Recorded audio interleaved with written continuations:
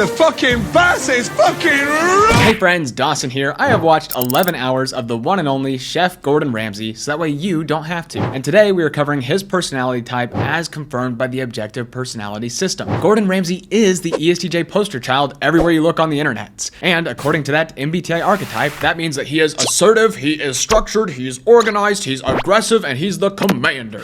Okay, yeah, whatever. We see a lot of ESTJs who do not have those traits, and we see a lot of other types who do have those traits. So today we're going to be breaking down Gordon's type coin by coin to discover the default wiring causing Chef Ramsay's reoccurring patterns. So right off the bat, if we are going for a visual bias here, one thing I can't help but notice is Gordon's grill. No, not that grill, like the other grill. That one. Anyways, like you look at the guy next to David Beckham, and it's like you're looking at two different animals. Like you got the handsome IP head on one side, and then the other, you just have like this giant lion EJ head. And like some of the visual data the ops is pulling finds that some of these extroverted EJs will just have more of these larger heads. They'll have a lot more angles to them. It's almost like they are designed for taking on more of the outside world. So Gordon could be an EJ, perhaps, maybe. But you know what? This time we're going to do something just a little bit different. Gordon Ramsay is the poster child for the ESTJs, so Gordon Ramsay is an ESTJ. Prove me wrong. If Gordon Ramsay is an ESTJ, that means he's going to be getting stuck on the people and the judgment, not on the things or the information. In the Objective Personality System, you have the observers, who are the EPs and the IJs, and they are getting stuck on their last function, control and chaos, right? But that also means that they're going to have an easier time going back and forth with the people. Yeah, anyway, their perspective, my perspective, 60-40, who cares, right? Whereas on the other hand, you also have the deciders, which are the EJs and the IPs, and they're going to have a harder time with their last function, self and tribe. And so they're going to have a harder time with the people, whereas they're going to have an easier time with the observations. Yeah, a little bit of control, a little bit of chaos, whatever, it'll work itself out. Who cares? So if Gordon Ramsay is an ESTJ, he is not going to be able to get stuck on things compared to the observers. Instead, he is going to be bringing the things conversations back to people. Okay, COVID. Like, that's an easy bait topic. Like, we had Stephen Yun, an observer who got stuck on COVID. All I did was like, we're all gonna die. Yeah.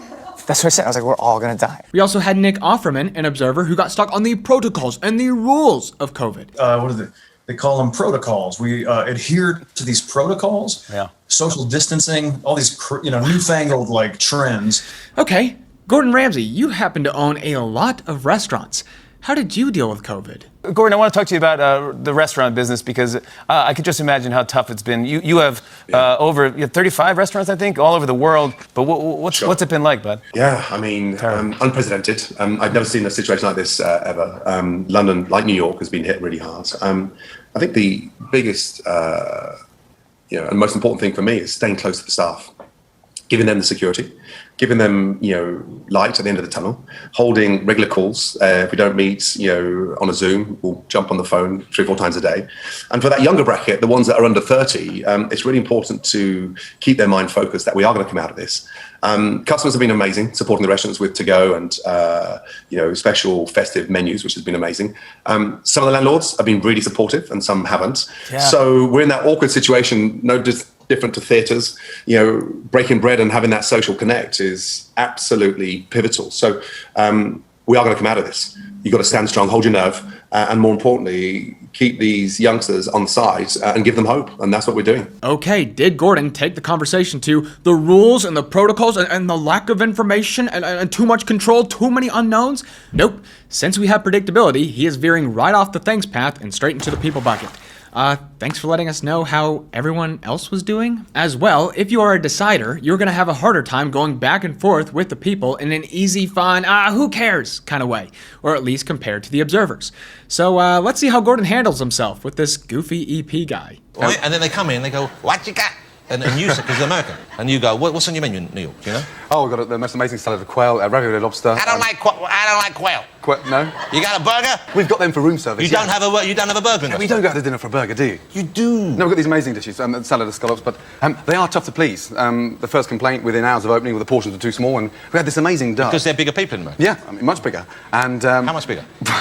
Double the size of you on average. Do you have to have special chairs for them? Well, it's funny you should say that, because the chairs actually sort of swing out. You don't have to push them back, because... Because they're big fatties? Well, I didn't actually say that... I would have thought you like a fatty in a restaurant. Oh, no. Because if I go to a restaurant and I see all fatty people, I think food must be good. It's not a good advert for some big, sweaty, fat knacker in your restaurant, is it?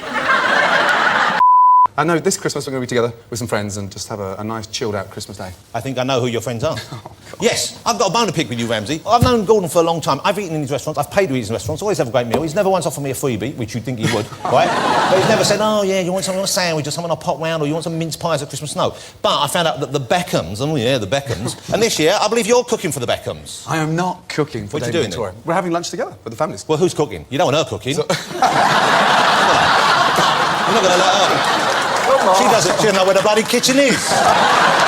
You leave it her, it'll be Domino's turning up at Christmas Day. £54. She does eat, and she eats exceptionally well, just healthy, but David's quite a good cook. David's a good cook, is he? Yeah, no, I mean, Victoria cooks as well. Okay. So the EP is just sloppily bashing all the tribe without a second thought. And Gordon, who is usually aggressive and blunt in all of his shows, he's been reduced to a fit of nervous giggles, and he won't jab at the tribe. Because the tribe is the serious issue for the decider. I want to find that little asshole who put that thing together and give him a kick up the arse. Shying away from things, check. Won't go back and forth with the people, check. All right, well now let's hear some straight decider talk to seal the deal. What is one advice that you would give to some of the younger aspiring chefs and bakers? That's a really good question. I think it's very tough today, especially with 3 girls myself. I disagree with everybody being judged on one exam, and if you don't get to a certain percentage of that exam, you're classed as not a bright spark. So that upsets me, because the pressure on these youngsters today is ridiculous. I didn't peak at 15, I certainly didn't peak at 12, and I certainly didn't peak at 18. So governed the way we are with these ridiculous SATs over here and GCSEs in the UK and A-levels, and if you get 3 A's, you get into a certain university, I think it's wrong to judge individuals on what you can achieve at that time in your life. So I see food as a canvas. I see food as a sort of a way of painting yourself on a plate and bringing the best out of that level of creativity and having no fear. Producing MasterChef Junior the way we have done over the last 7 years, and kids being made to feel inadequate because they can't study algebra or they don't understand how to spell Czechoslovakia by the time they're 10 is dreadful. The way they feel awkward in a classroom with some intelligent kids around them. So cooking is a great way of experimenting and developing a character. The serious topic for the decider is judgment, people not being equal or seen, and of course building up your identity. So Gordon Ramsay is a decider, which keeps ESTJ on the board. Alright, so there are 2 deciders here. You have the EJs, which are tribe above self, fight for the little guy, and pulling in the tribe's point of view, and of course neglecting self. And then on the other hand, you have the IPs, who are self above tribe, build myself up to inspire the tribe, me story, and what does the tribe think? I don't know. So what story are we hearing here? I have to ask you, one of my favorite shows that you have is MasterChef Junior. I love the juniors. I love watching you interact with the juniors. And there's a sort of non-stop stake within the show of like, is this kid gonna cry? Oh my God. This kid has to start crying. I would cry. What's it like filming that show? How do you guys temper yourselves? How do you make sure that the kids are gonna be able to withstand the criticism? You know, discipline inside those youngsters is crucial. So this is not about put them on a platform and letting them fail. First thing I say to them, teachers are gone, parents are in the green room, you know, let's get it on, let's have fun. If you and I had to go for a piano lesson tonight, I guarantee it will take you 3 hours to get up to the first sequence. But if an 8-year-old has been taught, they'll get it within 15 minutes. So they're fearless, they're committed, they're little buggers, they're tenacious, they're passionate, and you know, we do turn the pressure up on them. When we do put them in that bracket. But have you seen what it's produced? You know, in terms of what's come out of that, from young Alexander to Logan, phenomenal kids. I mean, really phenomenal kids. And even if they don't ever follow, you know, cooking or catering or food and beverage as a career, I think as a life skill, and I have installed that in all my kids. I'm fed up with them getting the blame because of their eating habits. It's not them. It's the parents I'm more pissed off with. Because how can you blame an 8-year-old because they've become fat? No, it's your mother and your father that should be blamed. So if we can re-educate those kids and understand that it's a life skill, and the amount of confidence it gives you by the time you're 10 that you can cook a 3-course dinner for your parents, that level of confidence going into your early teens, I think, is paramount. So the objective, off the record between you and I, is to have a curriculum back into schools. What is Latin going to do to an 8-year-old? What is German going to do to a 12-year-old in the middle of Chicago? But what is food, hygiene, and you know, just a healthy, balanced lifestyle? What is that going to do for 5 years to a 10-year-old? Extraordinary. So MasterChef Junior is bigger than what you see on the screen And from a dad's point of view, it's really important that they understand that cooking is as important as maths, is as important as English, because it's something they need to do for 3 times a day, 7 days a week, for the rest of their lives, and that's eat. Really important. Hey, this is a lot of little guy talk. Like, shove on the parents, their fault, blame, and here's the impact on an 8-year-old. Like, Gordon invests a lot of his time and his television shows not really focused on his own cooking, but more on the mentoring and building up and the blaming of the tribe. Like, this is a lot of tribe focus. You f***ing donkey! Oh, As well, Gordon has opened up about some of his childhood struggles, such as growing up in an abusive household, having a brother who fell into addiction, and now, kind of like with COVID, you can take 10 different people and they're each going to come away with different responses and fears. In a similar manner, you can take 10 different people, put them in the same childhood experience, and they're all going to have different takeaways. So, what's Gordon's conclusion? You and him obviously grew up in roughly the same environment. Yeah. Do you think it's nature, nurture, pure spirit of will that you ended up a titan of industry and he ended up on the streets? Combination of both. Yeah. I think when you favour a child within a family, he was my father's blue-eyed boy, and then when that letdown takes place, the ramification on his shoulders was devastating. So Dad and him fell out. He tried to get into the army. He got caught stealing, so he never progressed into those first rounds of that training. I think when you favour someone, I always get asked, oh, you got 6 kids, who's your favourite? It depends who I'm with. Because we have our moments across that 12-month period where we get quality time together, one-on-one. But you should never single one out in a large family and saying, that's my favourite, because it could come back to bite you on the ass. Where do I rank in terms of your favorite children? Never lift up one tribe member above the others. Okay, so Gordon could have taken this in many different directions. He could have talked about control because his father was abusive and controlling, or chaos because the home environment was a complete mess, or I need to build myself up, I'm gonna go off on my own way and leave the tribe behind because they don't understand me. No, one tribe member was lifted up above the others, and that is why they failed. So I'm gonna make sure all of my children are equal, that way it's fairsies. For the EJ, the enemy tends to be the guy at the top. So let's make sure no one ever gets to that dangerous position. Okay, so Gordon Ramsay seems to be in EJ territory here. And if he is an ESTJ, we should be seeing thinking, or rather TE, at the top. But just a little bit of a sidestep here, sometimes when doing the typing process, some coins will hit you in the face harder than others.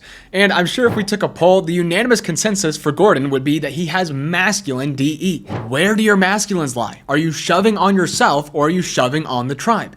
And suffice to say, I think it's pretty clear that Gordon Ramsay puts a lot more pressure on the tribe. hello, Durbrain. Why is the oven not on? Not sure, Chef, I'm sorry. You're not sure. What are you? An idiot sandwich. And what's fascinating is, like, I love this Jonathan Ross character. Like, Gordon Ramsay, he owns his restaurant, he's the boss, no one can stand up to him.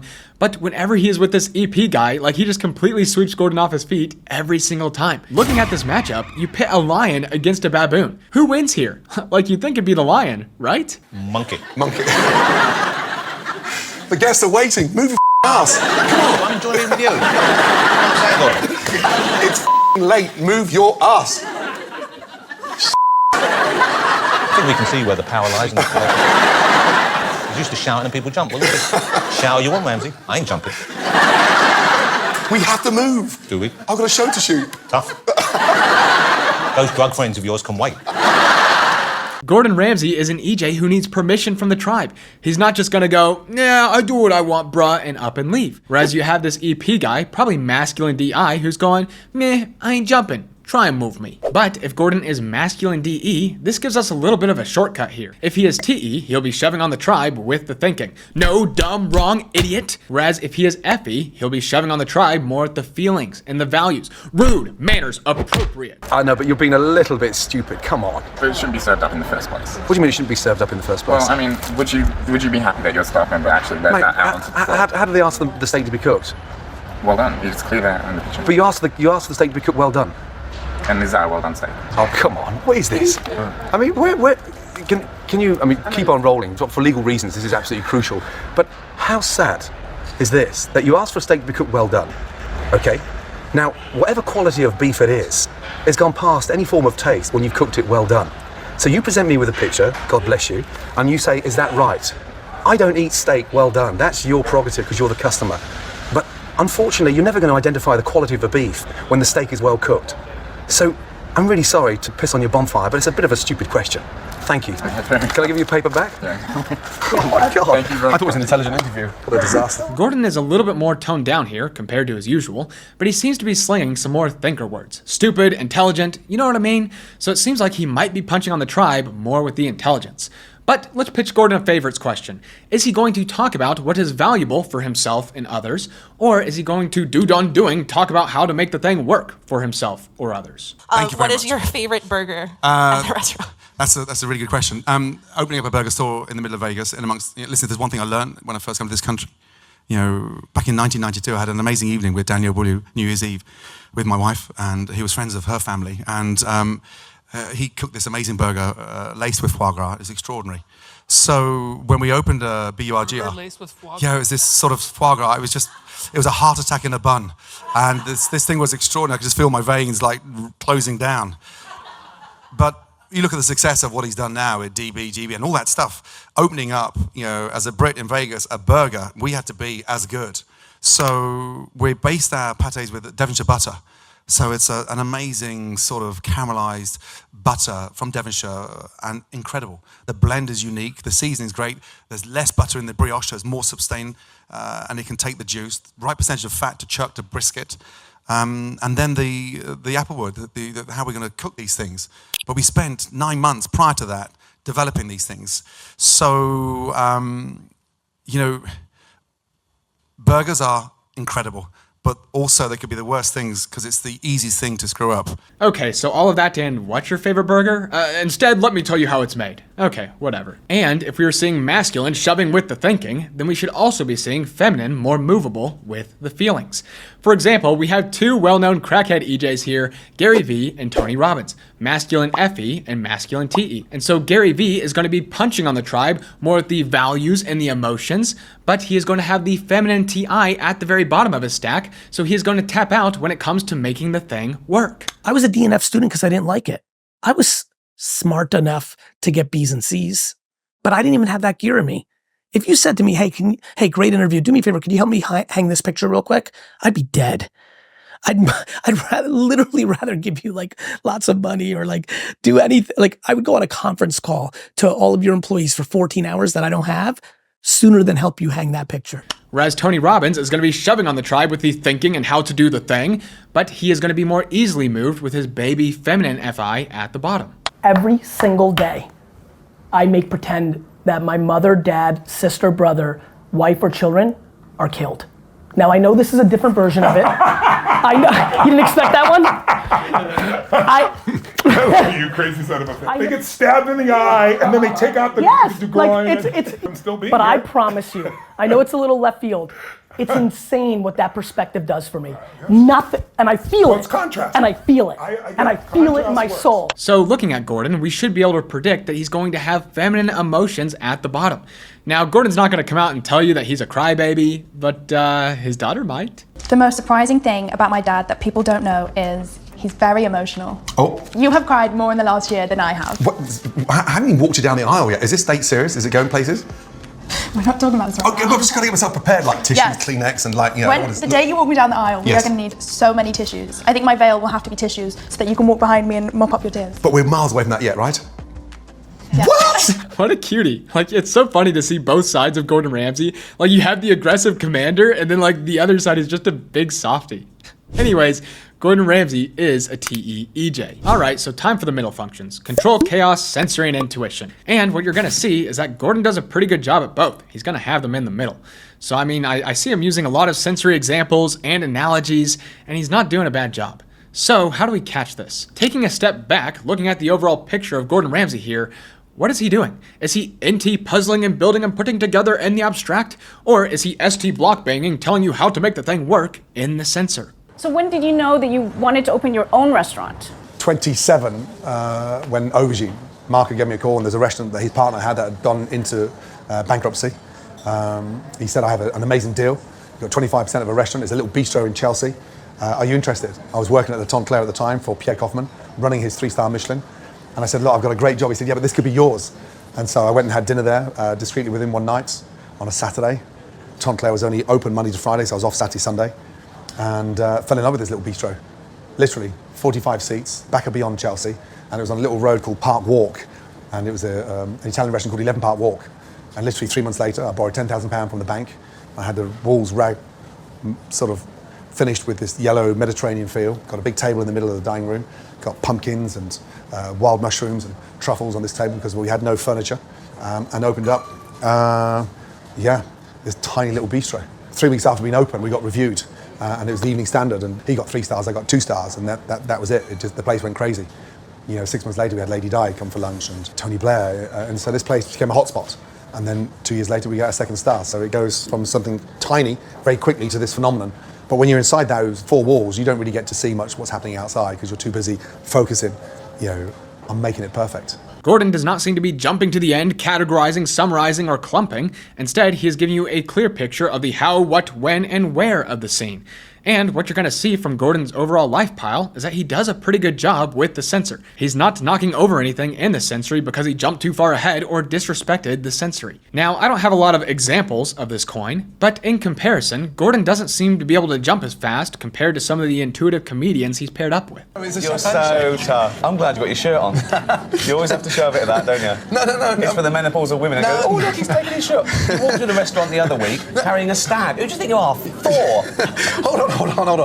No, but you enjoyed it, didn't you? I did enjoy it. Obviously, I'd rather know that that animal had a wonderful life and was killed humanely. Gavin escaped. Okay, you've given it a name. Yeah, I know. Why would you do that?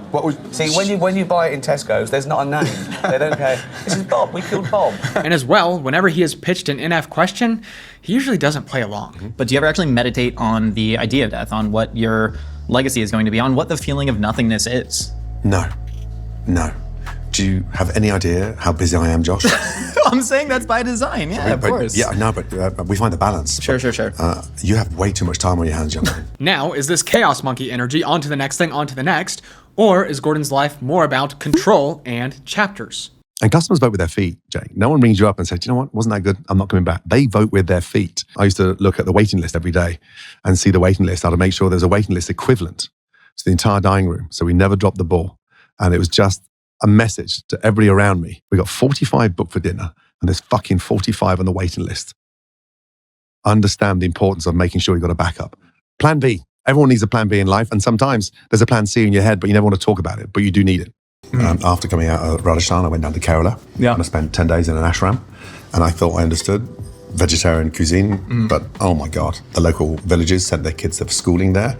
And so the discipline with these 8, 9, 10-year-old kids and the way they were cooking was incredible. That's what I need to do, Josh. And even though everyone thinks, you're at the top, why are you doing this? No, I need to continue adding chapters, and I can't let go, especially the learning technique. So there's something quite nice about being schooled, but also you have to have the humility to be downbeaten because it's easy at the top. Make sure you have your backups and plans. And instead of jumping around to different areas, I'm going to keep adding chapters to this one area. And really, that's about all for OI that I can catch for Gordon. But at the same time, what I'm not hearing is any we'll sees, freedoms, opportunities, like what we were hearing with Keira Knightley. I mean, I don't think you can look ahead in this particular industry. I think you've just got to go with the flow and see what happens. And if it all falls apart tomorrow, then I've had a really nice run and so be it. Gordon is just very structured, and he spends a lot of his time controlling the tribe to make sure it stays that way. So, just... Oh! He's got more antidotes. I am so fucking organised, you've got no idea. You need to come prepared, right? Yes. Oh, you brought the lemon and the lime back. Yeah, of course I did. I'm having flashbacks. Oh, what is this? Is that not hot for you? Yeah, it is hot, but I think I'm distracted by what's going on. Whoa!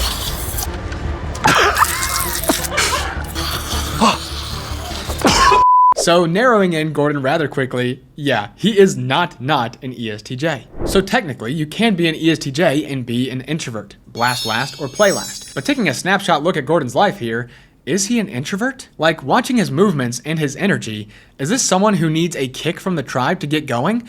Or are you getting a little bit nervous because he's not slowing down? Gordon, thank you so much for making it out today. Nice to see you. I've never walked so fucking slow in my life. Ever. So my apologies. Slow? Are you kidding me? That was incredibly fast. I was expecting to have to tell them, like, give him a long applause. Trust me, from a chef's point of view, that was not fast. Nice to see you. Like, whoa, hey, it's okay to slow down, bud. Easy now. You had to put up with him? Yeah, no problem. No. Really? Oh, yes. You only had to look at me and no bad language in front of me. You only had to look at me and sorry, Mrs. Young. She said to me, you'd never get distinction. you'd never ever get a distinction in your pastry because you are too quick and you won't slow down.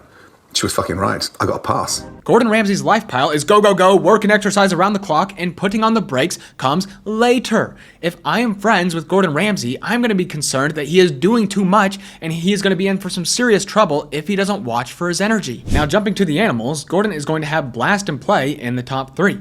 And he is actually going to be lead blast. But wait, I thought he was a chef. Like, is he really the one producing, getting started, and controlling the tribe? Like, you'd think if he was a chef, he'd be the one consuming, gathering in new food and more flavors and tasting everything. I need to try all of the foods. Like, when we typed Florence Pugh, she had more videos of herself eating than Ramsay did. And of course, she's lead consumed, so she's going, well, I want to try all the foods. I want to try all of the things.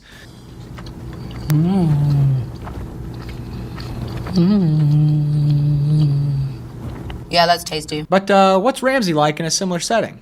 This is a USA snack I can get behind. It's spicy. Come on, look a little bit more enthusiastic. No, because this isn't the best representation. This is the wrong flavour. It should have been pickled onion. What do you have here? What is that? No, hold on. Taste those first. Yeah. Come on. They are. This is a classic American snack. Are you kidding me? That's up against the Monster Munch.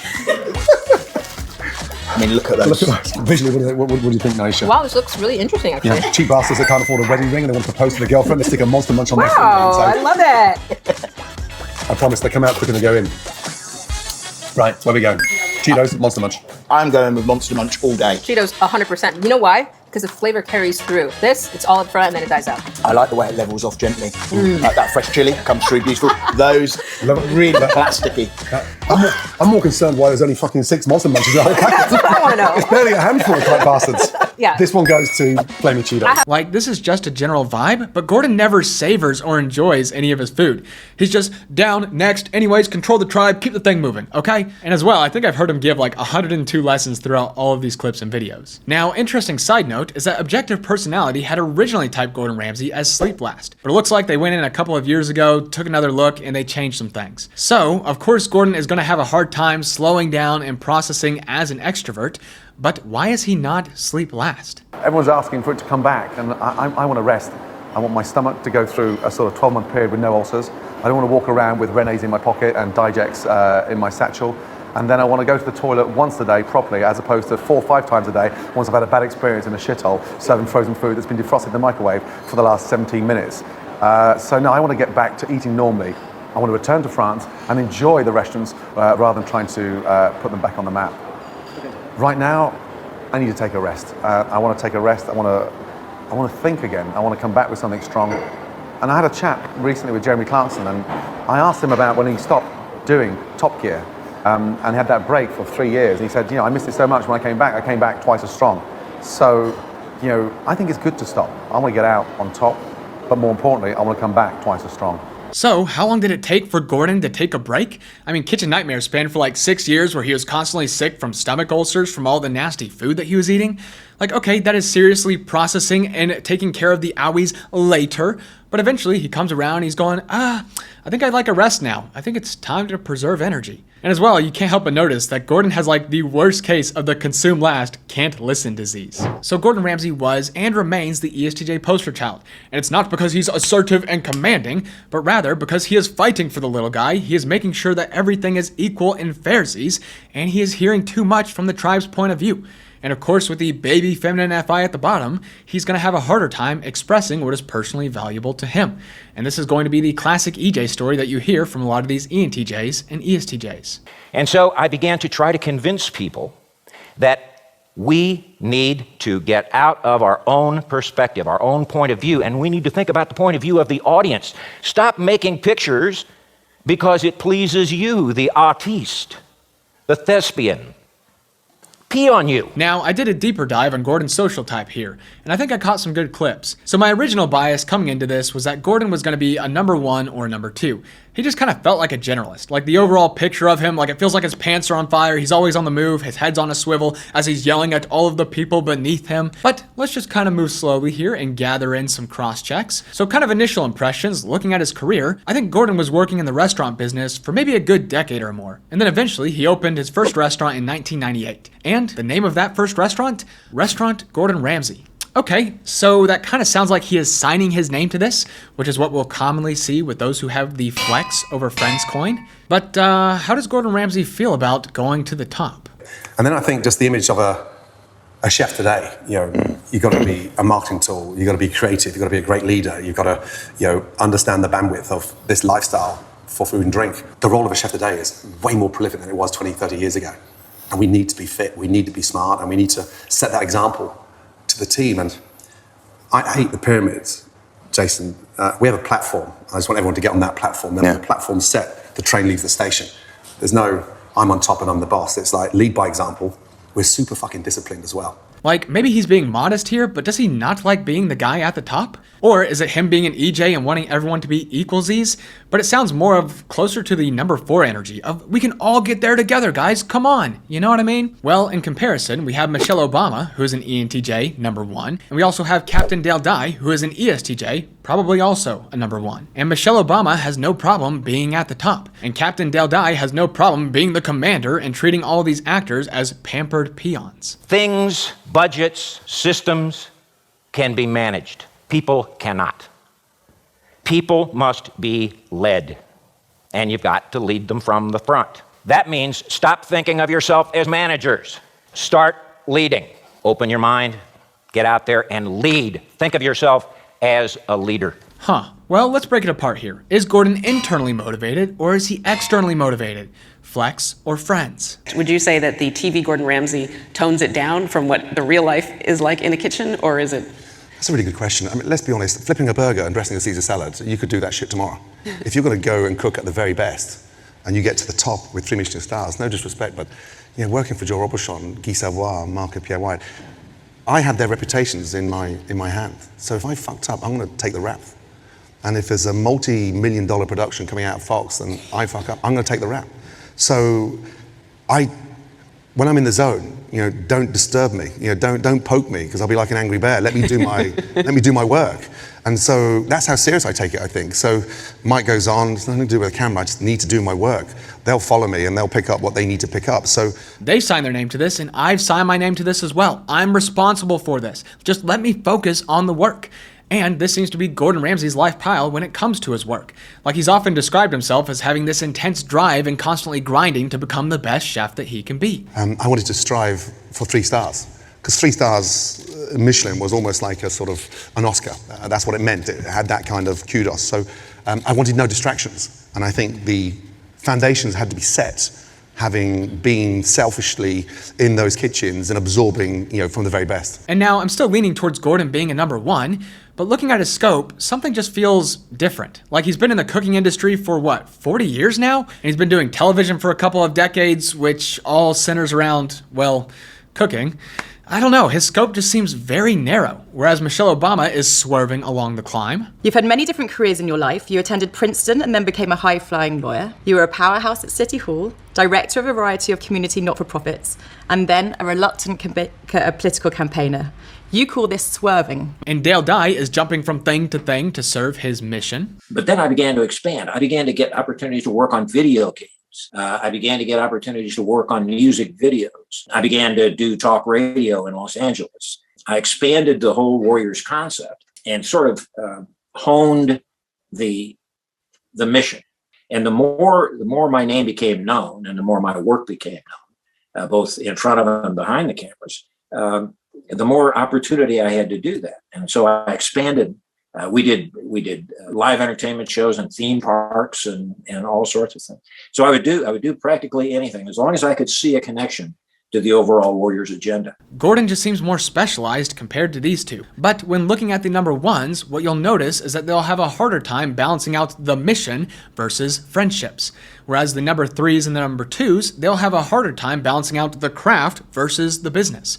For example, Michelle Obama will have a harder time with the "it's lonely at the top" syndrome. We've been fortunate enough that we've had so many people who were ready for the climb. They had to adjust. They had to go back and do a little working out. But for the most part, they've made it. But for the people who couldn't, we had to leave them behind and keep climbing. And if once we made it to the top, if we could reach back and pull some others up, we definitely did that. Yeah, so that's the best thing. That's beautiful. What has been the worst or the hardest part about being you? Well, I think it's the flip side of that coin of that When you're on the top of Mount Everest, it can be isolating and dystopic in a way. So, where does Gordon have trouble balancing? Going back to the importance of the delegation and not getting sucked into it. When you're in the orchestra, you're focusing on those fine tunes and that high octane perfection. When you're conducting, you've got 55 of you in the orchestra, and you've got to then, so coming from playing to conducting, it's a very difficult transition, really difficult transition. And that's what we're sort of harmonizing, on a daily basis, in a beautiful way, by the way. He had to learn to delegate, and he had a harder time transitioning from perfecting the craft to, I got to delegate and lead everyone else.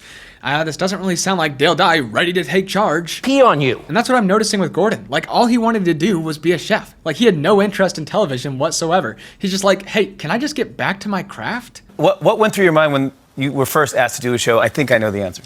I think you're like, no, I'm not a TV chef. I'm a chef. That's exactly that. And it's weird because I felt that someone was trying to sort of ruin my career by taking me out of that level of perfection. And so first thing I said, look, will I be back for 6:30 so I can get behind the line and start, cooking for the first table at 6:45. And wow. This year, Restaurant Gordon Ramsay in Chelsea, we celebrate 22 years. And TV came literally 2 years after opening. So I said to the producer, I said, look, I'm a real chef. No, but you can cook on TV. I said, no, I don't want to cook on TV because you're not going to show the passion. I said, no, trust me, we'll show you the passion. So he doesn't play his persona up for the cameras. I'm just doing my job. Follow along if you want. I don't care. And now there's nothing left to do but roll out the red carpet for you, my friend. This camera, this camera, this camera. Let the people know what you have going on in your life. Oh, fuck off. Right now, I need to see a fucking doctor. Fuck yourself. And the words that I noticed that he uses more than any others are perfection and craft. Again, every time I got into a new kitchen, I started at the bottom. Didn't go in at senior level, because the higher you go, the less you learn. And so I went to the very bottom every time I went into a new kitchen. And even leaving Marco, which after 2.5 years, going to the Gavroche, I could have got a senior position.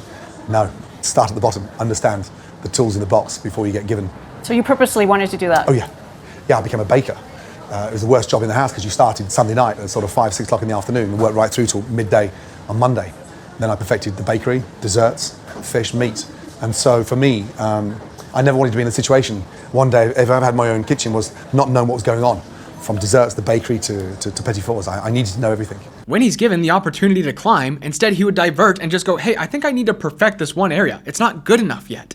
Like, how deep does the specialization go compared to the climb?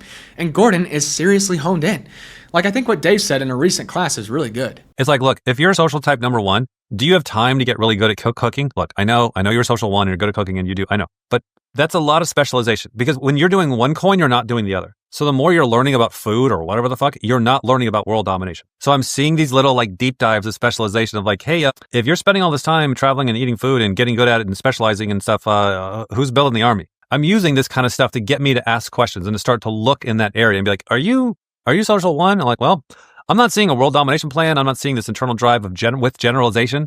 She's like, oh yeah, I'm doing this and doing this and doing this and doing this to do this. So I would argue that either Gordon Ramsay is a seriously specialized number 1, otherwise he's probably a number 3.